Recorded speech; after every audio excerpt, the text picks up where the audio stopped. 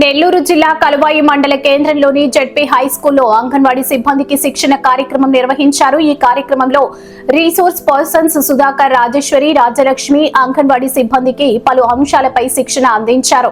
చిన్నారుల ఆరోగ్యం, పౌష్టికాహారం, ప్రీ స్కూల్ విద్య, గర్భిణీలు, బాలింతలకు అందించాల్సిన సేవలు, ప్రభుత్వ కార్యక్రమాల అమలు తదితర అంశాలపై అవగాహన కల్పించారు.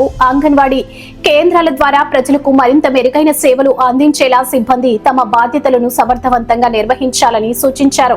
ఈ శిక్షణ కార్యక్రమంలో అంగన్వాడీ సిబ్బంది పాల్గొన్నారు. తీసుకునే క్రమంలో ముందుగా ఇప్పుడు మనం ఏం చేయాలా, గత సంవత్సరంలో ఈ నెలకు సంబంధించి ఏమైతే నేర్చుకున్నామో ఆ అంశాలు మీకు ఎవరికైనా చెప్తాయా? ఏం నేర్చుకున్నాం అంటే భాషల సంబంధించి, నెలకు సంబంధించి, లేదంటే శారీరక అభివృద్ధి కావచ్చు, ఏమైనా కూడా మనం ఈ మందు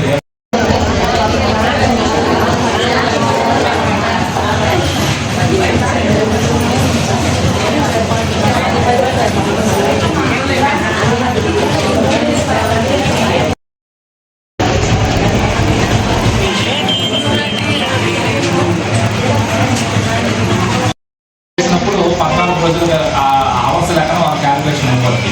ఆ విధంగా సంవత్సరానికి 2 విడతల్లో, అంటే ఒక విడత 20 రోజులు, 2వ విడత ఇంకొక 20 రోజులు, ఆ విధంగా 40 రోజులు, 3 సంవత్సరాల కలిపి 120 రోజుల లెక్కన మనం ఆ యొక్క ట్రైనింగ్ పూర్తి చేయాలి.